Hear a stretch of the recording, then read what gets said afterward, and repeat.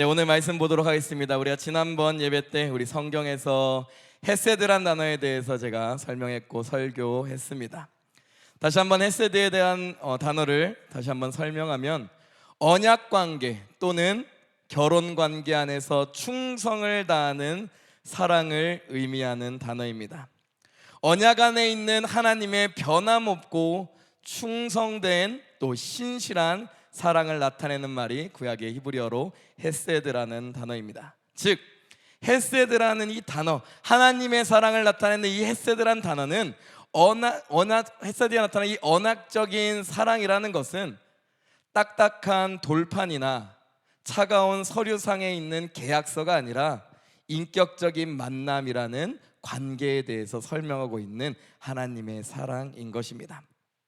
특별히 이 단어는 하나님의 신실한 사랑을 말씀하며 하나님께서 약속하신 언약을 끝까지 이행하시고 사랑하신다라는 것을 의미하는 거예요. 이 헤세드란 단어, 우리를 향한 하나님께서 사랑하신다, 또 헤세드라는 인자라고 표현되면서 우리를 향한 인자가 크시다라고 할 때 이 사랑은 무엇을 의미하냐? 하나님께서 약속하신 이 언약을 하나님이 끝까지 이행하시겠다라고 말씀하시는 거다라는 거예요. 이 하나님의 사랑에 대해서 우리가 예시를 들어보면 우리 자녀를 가지고 계신 분은 너무나 잘 알겠지만 부모님의 사랑과 같습니다. 여러분 자녀를 가진 저는 이제 돌이 9월 달 되면 돌 되는 우리 아이가 있습니다. 자녀가 태어나서 얼마나 기쁜지 몰라요. 정말 한량없는 사랑을 주고 싶은 대상입니다. 그래서 누가 뭐라고 해도 세상에서 가장 사랑하는 존재가 바로 자기 자녀입니다. 자녀는 돈, 명예, 권력 등 세상의 어떤 가치와도 비교할 수 없고 대체할 수 없는 존재입니다. 또 어떤 조건이나 상황이 달라져 환경이 변할지라도 변하지 않고 사랑하는 존재가 바로 자녀인 줄 믿습니다. 그렇다면 왜 우리는 이상하리만큼, 어떻게 보면 정말 이상하잖아요. 이상하리만큼 자기 자녀에게 헌신된 사랑과 끊임없는 관심을 주게 됩니까? 여러 가지 이유가 있을 수 있습니다. 그렇지만 결정적인 이유는 바로 그 자녀, 내 자녀가 나 자신을 닮았기 때문입니다. 단순히 외형적인 모습뿐만 아니라 내면적인 모습까지 자신과 똑같이 닮았기 때문에 그렇기에 자녀는 부모에게 끝없는 사랑의 원천이 됩니다. 너무나 나랑 정말 똑 닮은 존재가 있고 내 자녀로서 이 똑 닮은 존재가 있으니까 내가 언제나 사랑을 주고 싶은 내 사랑의 원천이 된다는 거예요. 오늘 제가 설교를 통해서 결정적으로 하고 싶은 메시지가 이와 같습니다. 우리의 아버지 되시는 하나님도 우리를 그와 같이 생각하시고 사랑하신다라는 거예요. 상황과 환경이 변할지라도 하나님께서 우리를 사랑하신다라고 성경은 얘기하고 있습니다. 하나님과 인간의 관계를 보면 어떤 관계냐? 친밀한 관계라고 얘기합니다. 왜 친밀하냐? 인간은 하나님을 닮은 존재이기 때문입니다. 우리 창세기 1장 26절 27절 우리 한 목소리로 같이 읽도록 하겠습니다. 같이 읽습니다. 시작. 하나님이 이르시되 우리의 형상을 따라 우리의 모양대로 우리가 사람을 만들고 그들로 바다의 물고기와 하늘의 새와 가축과 온 땅과 땅에 기는 모든 것을 다스리게 하자 하시고 하나님이 자기 형상 곧 하나님의 형상대로 사람을 창조하시되 남자와 여자를 창조하시고 하나님께서는 자신의 형상과 모양대로 사람을 창조하셨습니다. 이는 하나님께서 자신을 닮은 존귀한 존재로 창조하셨음을 얘기하고 있습니다. 특별히 인간은 우리의 형상을 따라 우리의 모양대로라는 말씀을 통해 우리 인간을 지으실 때 우리의 형상을 따라 우리의 모양대로라는 말씀을 통해 우리는 성삼위 하나님을 닮아서 관계를 맺는 특별한 존재로 창조하셨다라고 말씀하고 있습니다. 하나님의 형상과 모양을 닮을 뿐만 아니라 성삼위 하나님을 닮아 그 관계 안으로 들어갈 수 있는 존재가 바로 존귀한 우리 인간이다라고 얘기하고 있습니다. 그래서 하나님께서는 인간을 에덴 동산에 두셨고요, 그리고 하나님과 교제를 통해서 안식하게 하셨습니다. 창세기 2장 1절에서 3절 말씀입니다. 같이 읽습니다. 시작. 천지와 만물이 다 이루어지니라. 하나님이 그가 하시던 일을 일곱째 날에 마치시니 그가 하시던 모든 일을 그치시고 일곱째 날에 안식하시니라. 하나님이 그 일곱째 날을 복되게 하사 거룩하게 하셨으니 이는 하나님이 그 창조하시며 만드시던 모든 일을 마치시고 그날에 안식하셨습니다.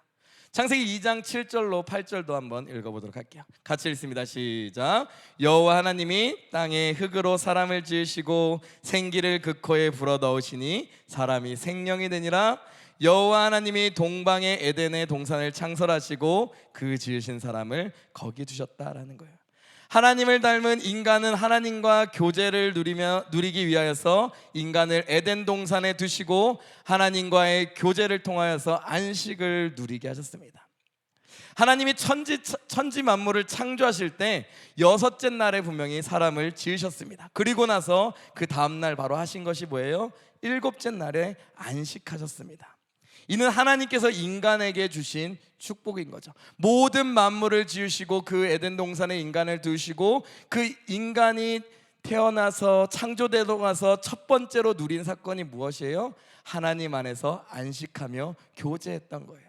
하나님께서 인간에게 축복을 주시려고 이런 안식을 허락하셨다라고 해요. 존귀하게 창조하시고 하나님과 교제하는 그 안식 가운데 두셨다라고 성경은 얘기합니다.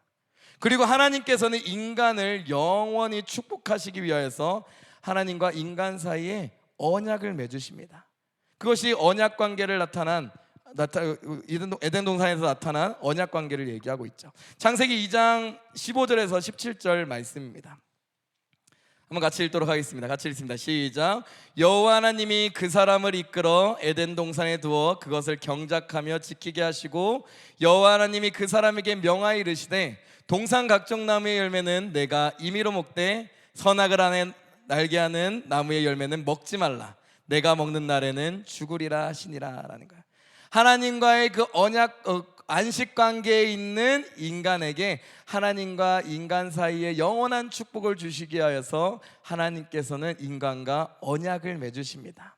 그래서 여호와 하나님이 그 사람을 이끌어 에덴 동산에 두어 그것을 경작하며 지키게 하시고 여호와 하나님이 그 사람에게 명하여 이르시되 동산 각종 나무의 열매는 내가 임의로 먹되 선악을 알게 하는 나무의 열매는 먹지 말라. 내가 먹는 날에는 반드시 죽으리라 라고 언약을 맺으시는 거죠. 인간은 이제 이 약속을 지키며 살며 에덴 동산에서 영원히 하나님과 교제하며 안식을 누릴 수 있게 됩니다. 하나님께서 언약 관계를 맺으시면서 영원한 안식 안에 거할 것에 대해서 순종하며 영원한 안식 가운데 거할 것에 대해서 말씀하신 거예요. 근데 여기서 하나님께서 명하십니다. 그래서 혹자는 하나님께서 명령하시는 것인데 어떻게 이것이 언약 관계 혹은 인격적인 관계가 되냐고 물을 수도 있습니다. 그러나 여기서 사용된 히브리어 단어 차바의 의미를 잘 되새겨 보시면 이 의문은 해결됩니다. 이 차바라는 단어는 어떤 단어냐? 권위가 있는 사람이 권위 아래에 있는 사람에게 지시를 내릴 때 사용되는 단어입니다. 근데 이 단어는 윗사람이 아랫사람에게 행하는 단순한 권위 행사에 대해서 얘기하는 게 아닙니다. 이 명령은 신뢰와 책임의 관계를 내포하는 단어인 거예요. 이 명령을 내릴 땐 신뢰와 책임을 얘기하고 있는 단어라는 거예요. 특별히 잠언 6장 20절에서는 이 단어를 명사로 사용합니다. 그래서 부모와 자녀 사이에 훈육 관계를 나타내고 있어요. 한번 보도록 할까요? 잠언 6장 20절 말씀입니다. 같이 읽습니다. 시작. 내 아들아 내 아비의 명령을 지키며 내 어미의 법을 떠나지 말라라는 거예요. 하나님께서 명하시는 이 아담과 하와의 첫사랑 아담과 하와에게 말씀하신, 특별히 아담에게 말씀하신 이 명령은 아버지가 아들에게, 어머니가 자녀에게 말씀하시는 훈육의 말씀이다라는 거라는 거예요. 내 아들아 내 아비의 명령을 지켜 내 어미의 법을 떠나지 말라 했던 명령이 이 단어를 사용됩니다. 그래서 하나님과의 언약 관계를 통해 관계 맺음을 통해서 영원한 안식 가운데 거하시는 것이 하나님의 놀라운 뜻이고 그 안식 가운데 거하는 것이 인간이 누릴 수 있는 가장 큰 행복이었습니다. 근데 여기서 한 가지 인간의 불행이 시작됩니다. 바로 인간이 하나님과의 언약을 불순종함으로써 그 언약이 깨어지게 됩니다. 그래서 오늘 본문 말씀인 거죠. 창세기 3장 1절에서 6절 말씀입니다. 한번 같이 읽도록 하겠습니다. 같이 읽습니다. 시작. 그런데 뱀은 여호와 하나님이 지으신 들짐승 중에 가장 간교하니라. 뱀이 여자에게 물어 이르되 하나님이 참으로 너에게 동산 모든 나무의 열매를 먹지 말라 하시더냐. 여자가 뱀에게 말하되 동산 나무의 열매를 우리가 먹을 수 있으나 동산 중앙에 있는 나무의 열매는 하나님의 말씀에 너희는 먹지도 말고 만지지도 말라. 너희가 죽을까 하노라 하셨느니라. 뱀이 여자에게 이르되 너희가 결코 죽지 아니하리라. 너희가 그것을 먹는 날에는 너희 눈이 밝아져 하나님과 같이 되어 선악을 알 줄 하나님이 아심이니라. 여자가 그 나무를 본즉 먹음직도 하고 보암직도 하고 지혜롭게 할 만큼 탐스럽게도 한 나무인지라. 여자가 그 열매를 따먹고 자기와 함께 있는 남편에게도 주매 그도 먹은지라. 하나님께서 인간을 창조하시고 존귀한 존재로 창조하시고 에덴 동산에 주시며 안식을 누리게 하셨습니다. 그런데 그 안식 가운데 언약을 맺으시며 영원한 안식, 하나님과의 교제가 끊이지 않는 영원한 안식에 대한 축복을 우리에게 베풀어 줬어요.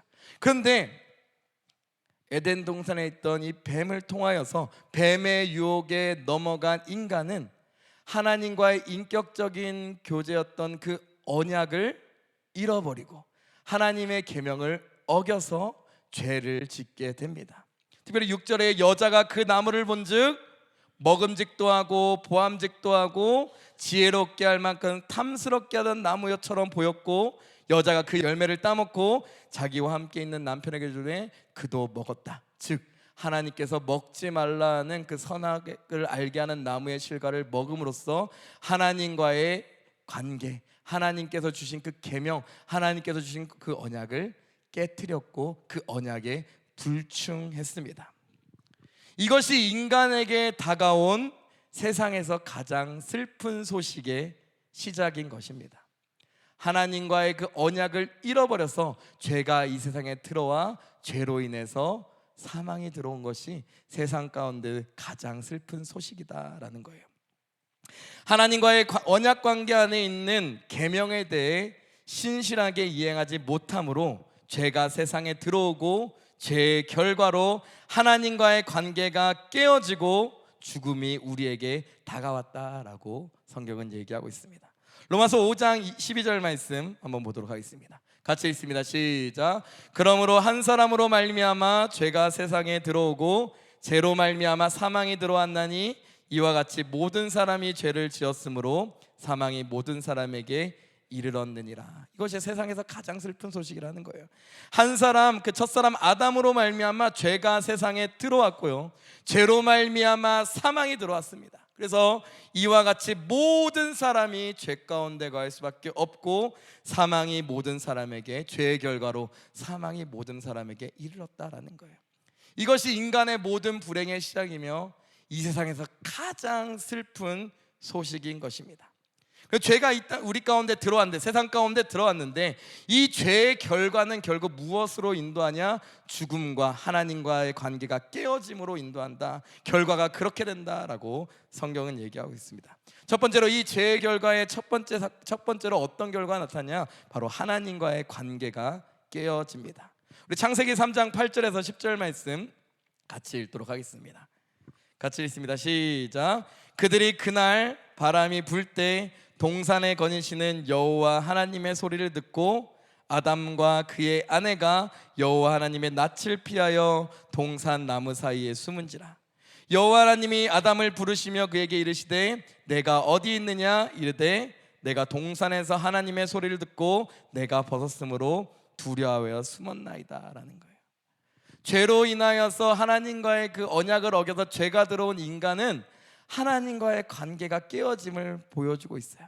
이 이전까지는 하나님과 동산에서 관계하며 하나님께서 부여하신 그 특권이나 모든 일들을 하나님과 교제하며 했던 아담과 하와가 죄로 인하여서 죄가 들어오니까 어떻게 해요? 하나님의 낯을 피한다라는 거예요. 이 죄가 주는 가장 무서운 뭐냐? 하나님과의 관계의 단절이다라고 성경은 얘기하고 있죠. 하나님과의 관계가 깨어짐을 보여주고 있는 거예요. 그들이 그날 바람이 불 때 동산에 거니시는 여호와 하나님의 소리를 들었습니다. 이전 같았으면 그 소리를 듣고 하나님과 교제했을 텐데 아담과 그의 아내가 여호와 하나님의 멋을 피했다, 낯을 피하여 동산 나무 사이에 숨었다라고 얘기합니다. 여호와 하나님이 아담을 부르시며 그에게 이르시되 내가 어디 있느냐 이르되 내가 동산에서 하나님의 소리를 듣고 내가 벗었으므로 두려워하여 숨었다라고 얘기하는 거예요. 하나님과의 관계가 깨어지고 하나님의 음성을 피하는 상태가 되어버렸다라고 얘기하는 거죠. 죄의 결과로 하나님과의 관계가 이렇게 틀어졌고요, 하나님의 소리를 듣고 무서워하는 것이 바로 죄의 결과다라는 겁니다. 그러고 나서 이 죄의 결과로 하나님께서 아담과 하와에 대해서 심판을 하십니다. 저주를 내리신 거죠. 특별히 가정의 저주와 죽음을 주신다라고 했습니다. 창세기 3장 16절에서 19절 말씀입니다. 한번 같이 읽도록 하겠습니다. 같이 읽습니다. 시작. 또 여자에게 이르시되 내가 임신하는 고통을 크게 더하리니 내가 수고하고 자식을 낳을 것이며 너는 남편을 원하고 남편은 너를 다스릴 것이니라 하시고 아담에게 이르시되 내가 내 아내의 말을 듣고 내가 내게 먹지 말란 나무의 열매를 먹었은즉 땅은 너로 말미암아 저주를 받고 너는 내 평생에 수고하여야 그 소산을 먹으리라. 땅이 내게 가시덤불과 엉겅퀴를 낼 것이라. 내가 먹을 것은 밭의 채소인즉 내가 흙으로 돌아갈 때까지 얼굴에 땀을 흘려야 먹을 것을 먹으리니 내가 그것으로 취함을 입었음이라. 너는 흙이니 흙으로 돌아갈 것이니라. 그리고 죄가 이 땅 가운데 들어옴을 통하여서 죄의 결과라 하나님과의 관계가 깨어질 뿐만 아니라 또 가정과 또 그 삶과 죽음의 저주가 우리 가운데 임했다라는 거예요. 특별히 16절에 이렇게 얘기하고 있죠. 또 여자에게 이르시되 내가 내게 임신하는 고통을 크게 더한다. 내가 수고하고 자식을 낳는다 라고 얘기합니다. 또 특별히 너는 남편을 원하고 남편은 너를 다스릴 것이니라 라고 얘기합니다. 특별히 여기 너는 남편을 원한다라고 표현이 되어 있는데 사실 이 표현은 성경의 이 단어를 완곡하게 표현한 단어입니다. 사실 원어적인 의미로는 이 단어는 욕망하다라는 단어인 거예요. 사모하다, 욕망하다, 디자이어라다라는 의미합니다. 또 이것은 부정적인 의미로 상대방을 간절히 바란다, 욕망한다라는 뜻으로 상대방을 지배하려는 모습을 나타내는 것이 바로 이 단어예요. 너는 남편을 욕망할 것이다, 남편을 지배하려고 욕망할 것이다 라는 거예요. 그렇지만 남편은 아내를 다스리는 하나님께서 위계 질서를 두어서 너는 남편을 원하고 남편은 너를 다스릴 것이냐를 통해서 남편은 아내를 다스리는 위계 질서를 두셔서 죄로 인해 가정이 어떻게 되는 거예요? 서로가 서로를 다스리려는 투쟁 안에 있는 불행에 처하게 된다라고 얘기하는 거예요. 그러면서 이 죄로 인한 결과가 이 가정의 불행입니다. 부부 사이에 부부 사이에 하나가 돼야 되는데 어떻게 한다요? 죄의 결과로 서로 투쟁한다라는 거예요. 서로를 지배하려고 그러고 한 명은 다스리려고 하면서 서로를 투쟁하면서 지배하려고 하는 그런 결과를 초래하게 된다. 이것이 뭐의 결과다? 죄의 결과다라고 얘기하는 거예요. 이 죄의 결과로 인간에게 이런 불행들이 계속해서 찾아옵니다. 그리고 그 뒤에 뭐라고 얘기하고 있습니까? 아담에게 이르되 내가 내 아내의 말을 듣고 내가 내게 먹지 말란 나무의 열매를 먹었은즉 땅은 너로 말미암아 저주를 받고 너는 내 평생에 수고하여 그 소산을 먹으리라. 이 아담을 향해서 너는 평생에 이마에 땀을 흘려야지만 살아갈 수 있다라고 얘기합니다. 근데 땀을 흘려야지만 살아가는데 그 수고와 노력이 그대로 보상된다? 그렇지 않다라는 거예요. 땅이 내게 가시덤불과 엉겅퀴를 낼 것이라. 내가 먹는 것은 밭의 채소인지 아무리 노력할지라도 땅에서는 가시덤불과 엉겅퀴가 나 너의 수고가 헛될 것이다 라고 인간을 향해서, 아담을 향해서 얘기하는 거죠. 내가 흙으로 돌아갈 때까지 얼굴에 땀을 흘려야 먹을 것을 먹으리니 내가 그것에서 취함을 입었으니라. 너는 흙이니 흙으로 돌아갈 것이니라. 사실 흙이란 것이 사실 여기 아담아라는 단어인데 너는 아담이니 아담아 먼지로 돌아갈 것이다 라는 거예요. 그렇게 수고하고 열심히 일했음에도 불구하고 결국 어떻게 된다라는 거예요? 먼지 같은 존재로 사라질 것이다 라고 성경이 얘기하고 있는 겁니다. 남자는 평생에 이마에 땀을 흘려야지만 먹고 살게 되고 평생 일만 하다가 결국 먼지로, 아무 의미 없는 먼지로 돌아가는 삶의 의미 없는 무가치한 인생이 죄의 결과로 다가왔다라고 얘기하는 거예요. 이것이 죄로 인한 인간에게 찾아온 엄청난 불행인 거죠. 죄로 인해 우리에게 나타난 세상에서 가장 슬픈 소식입니다. 그리고 그뿐만 아니라 이 죄로 인해서 영원한 멸망이 우리에게 주어졌다라고 성경은 얘기합니다. 요한계시록 20장 15절에 이렇게 기록되어 있습니다. 한번 같이 읽습니다. 시작.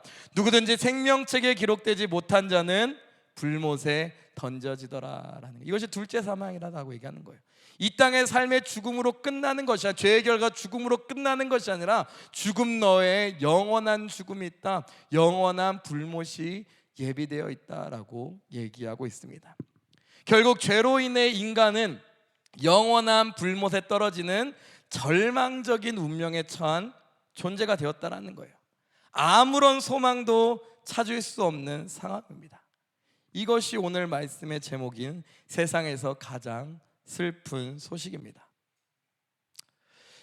그렇다면 우리는 이 아무런 소망 없는 정말 무망한 상황에서 벗어날 수 없는 것입니까? 제가 서론에서 말씀드린 이 헤세드라는 단어를 다시 살펴보시면 그 희망을 발견할 수 있습니다. 하나님의 사랑인 그 헤세드를 다시 한번 기억하시면 그 희망을 발견할 수 있어요. 헤세드는 어떤 단어라고 했습니까? 하나님의 신실한 사랑, 즉 약속하신 언약을 끝까지 이행하시고 사랑하신다는 것을 의미한다고 했어요. 하나님의 사랑이 그와 같다라는 거예요. 그래서 부모의 사랑을 얘기하면서 상황과 환경이 바뀔지라도 부모는 자녀를 여전히 사랑하시는 거죠. 비록 인간은 하나님과의 언약에 불성실했지만 하나님은 그럼에도 불구하고 언약을 맺으셨잖아요. 분명하게 언약을 맺으셨어요. 사랑하기로 언약을 맺으셨잖아요. 불구하고, 그런 상황에도 불구하고 하나님께서는 신실하게 사랑하기로, 신실하게 자신의 사랑을 드러내기로 그 의지를 보여주십니다. 사실 성경 창세기 3장 이후의 말씀이 그 하나님의 그 모든 말씀, 모든 내용, 창세기 3장 이후의 모든 내용들이 하나님의 신실하고 변함없는 사랑을 나타내고 있는 거예요. 이사야서 49장 14절로 15절 말씀 한번 같이 읽도록 하겠습니다. 한번 같이 읽습니다. 시작. 오직 시온이 이를 여호와께서 나를 버리시며 주께서 나를 잊으셨다 하였거니와 여인이 어찌 그 젖먹는 자식을 잊겠으며 자기 태에서 난 아들을 긍휼히 여기지 않겠느냐. 그들은 혹시 잊을지라도 나는 너를 잊지 아니할 것이다 라는 거예요. 이것이 하나님의 마음인 거죠. 우리를 향한 하나님의 마음이다, 헤세드다 라고 성경은 얘기하고 있습니다. 오직 시온이 이르기를 여호와께서 나를 버리시며 주께서 나를 잊으셨다 라고 얘기한다는 거예요. 하나님께서 나를 버리셨고 나를 잊으셨습니다 라고 얘기한다라는 거예요. 그러나 하나님은 어떻게 얘기하신다라는 거예요? 여인이 어찌 그 젖먹는 자식을 잊겠으며 자기 태에서 난 아들을 긍휼히 여기지 않겠느냐. 그들은 혹시 잊을지라도 하나님은 나는 너를 잊지 아니할 것이다 라는 거예요. 세상에서 가장 슬픈 소식이 죄로 인한 영원한 멸망이라면 하나님께서는 그 영원한 멸망 가운데 인간을 신실하게 사랑해 주심을 통하여서 놀라운 은혜를 베풀어 주시는 것이 바로 성경의 내용이다, 놀라운 복음의 내용이다 라고 얘기하고 있습니다. 그래서 다음 주에 말씀드릴 때 정말 이 하나님의 헤세드의 사랑인 세상에서 가장 기쁜 소식을 우리는 만나게 될 것입니다. 근데 세상에서 가장 슬픈 소식을 이해하지 못한다면 세상에서 가장 기쁜 소식 또한 전혀 이해가 되지 않아요. 세상에서 가장 슬픈 소식이 무엇인지 우리가 명확히 알 때 하나님의 그 놀라운 사랑, 신실한 사랑, 변하지 않는 사랑, 상황과 환경이 바뀌었을지라도 여전히 우리를 사랑하시는, 사랑을 보여주시는 그 하나님의 놀라운 사랑을 발견하게 될 줄 믿습니다. 오늘 말씀 요약하고 결론 내리도록 하겠습니다. 하나님의 형상과 모양대로 창조된 인간은 하나님 안에서 안식을 누렸습니다. 그렇지만 하나님과의 언약을 어김으로 죄가 세상에 들어와 결국 하나님께서 주신 그 안식을 잃어버리고 몸은 죽고 영은 불못에 던져져 영원한 멸망으로 갈 수밖에 없는 절대 절망의 위기에 빠지게 되었습니다. 이것이 인간이 마주하는 세상에서 가장 슬픈 소식입니다. 그러나 우리의 아버지 되시는 하나님께서는 자신의 사랑을 드러내시는데 헤세드라는 그 단어를 통해 변함없는 신실한 사랑을 드러내시고, 이 헤세드는 우리가 다음 시간, 다음 주에 듣게 될 세상에서 가장 기쁜 소식인 예수 그리스도를 통해서 완전히 우리에게 드러나게 됩니다. 이렇게 하나님께서는 우리를 향한 자신의 사랑을 한 번도 거두신 적이 없는 줄을 우리가 믿습니다. 하나님께서는 작정하신 거예요. 태초부터 작정하신 겁니다. 내 사랑을 영원히 신실하게 이 땅 가운데 베풀겠다라고 작정하신 거예요. 하나님께서는 우리를 향한 사랑, 우리 모두를 향한 하나님의 사랑을 거두신 적이 한 번도 없는 줄 우리가 믿습니다. 왜냐하면 처음에 얘기했듯이 그분은 우리의 아버지가 되시기 때문입니다. 우리 마지막 말씀으로 우리 시편 136편 말씀 한번 보도록 합시다. 1절과 2절 그리고 23절 그 다음에 26절 한번 보도록 할 건데요. 한번 말씀 보도록 합니다. 우리 한번 같이 읽도록 합니다. 같이 읽습니다. 시작. 여호와께 감사하라. 그는 선하시며 그 인자하심이 영원하미로다. 신들 중에 뛰어난 하나님께 감사하라. 그 인자하심이 영원하미로다. 우리를 비천한 가운데서도 기억해 주신 이에게 감사하라. 그 인자하심이 영원하미로다. 하늘의 하나님께 감사하라. 그 인자하심이 영원하미로다. 이 시편에 나타난 이 136편은 이 하나님의 인자함을 고백합니다. 이 인자함이란 단어 바로 헤세드라는 하나님의 사랑을 표현하는 단어인 줄 믿습니다. 그래서 이 거룩한 주일날 주인전에 나와서 여러분들이 이 주일날 나와서 깨달아야 되는 것은 정말 이 놀라운 하나님의 사랑인 거예요. 이 안식일은 제가 계속해서 말씀을 통해서 계속 인용하지만 이 주일날 안식일날 이 주일날 나와서 예배하는 것은 뭐라고 말씀드렸습니까? 나의 창조자가 누구시며 내 정체성이 뭔지 발견하는 시간이라고 했어요. 여러분들의 정체성, 하나님의 존귀한 자녀다라는 거예요. 변함없는 사랑을 베풀어 주시는 하나님이 우리의 아버지다라는 거예요. 우리를 향한 변함없는 하나님의 사랑을 의지하여 날마다 믿음으로 하나님께 나아가는 동탄순복의 성도님들 되시기를 소망합니다. 날마다 하나님께 나아가는 예배의 자리로 나아가는 우리 동탄순복의 성도님들 되시기를 예수님을 간절히 축원하고 기도드립니다.